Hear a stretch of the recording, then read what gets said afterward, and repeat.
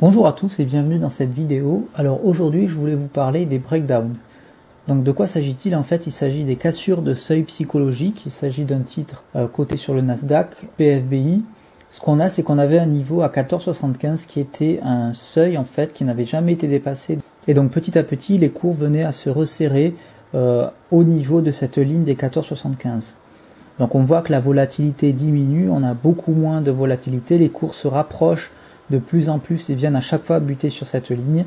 On remarque en fait, fin mai, on a eu en fait les cours qui sont venus dépasser ce niveau psychologique. Donc on a eu une cassure du niveau, une première cassure, et ensuite quand on s'intéresse au volume, on voit que les volumes étaient à ce niveau-là. On avait quand même beaucoup de barres de volume vertes qui sont globalement beaucoup plus hautes que sur toute cette plage en fait de consolidation du titre. Donc si vous rencontrez ce type de figure, donc un cours qui vient avec une volatilité de plus en plus basse, des volumes qui sont plats durant la phase de consolidation et enfin des volumes qui sont en augmentation au niveau de la cassure de ce support, il s'agit en fait d'un point d'achat très pertinent à prendre. Alors il est important en fait de mettre un stop, donc vous auriez mis un stop là quand vous regardez les plus bas.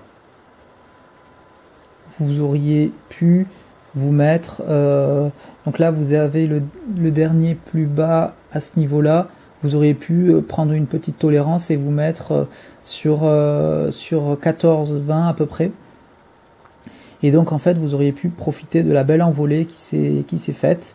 Donc le titre de 12%, donc c'est plutôt pas mal, ça a même été jusqu'à 15%. Vous n'auriez peut-être pas été capable de sortir à ce niveau-là, mais même si vous aviez mis un stop autour des 10%, c'était un trade qui était très largement prenable. Donc voilà, je voulais faire cette vidéo avec vous aujourd'hui pour vous présenter cette approche.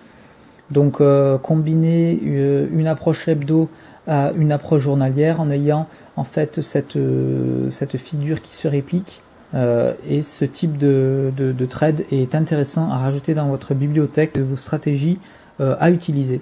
Voilà, donc je vous remercie pour votre attention et je vous donne rendez-vous dans de prochaines formations sur investirembourse.tv.